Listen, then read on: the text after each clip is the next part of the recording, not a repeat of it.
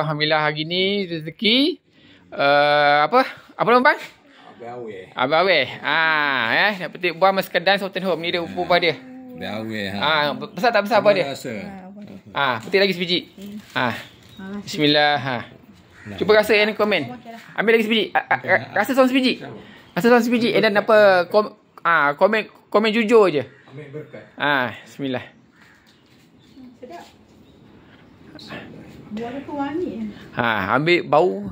Tadi biji tu. Bau dia macam apple. Wangi.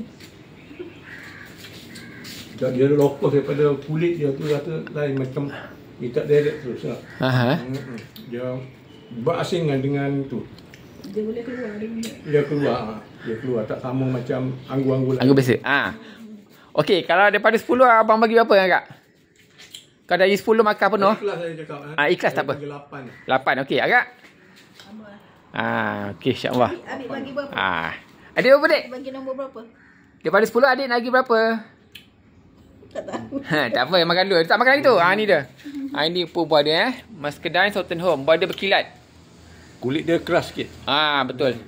Betul. Kulit dia keras. Buah dia memang berkilat. Besar juga saya buah dia. Ini antara yang paling lasak jaga ni. Mas Kedan Sultan Home. Kuku. Nampak tu? Kira kursi dia besar ni. Ini kira buah musim pertama ni. Kalau kita dah pruning, dia akan lebih besar lah buah dia. InsyaAllah. Okey, terima kasih. Barak. Ada rezeki jumpa lagi. Assalamualaikum. Waalaikumsalam warahmatullahi wabarakatuh.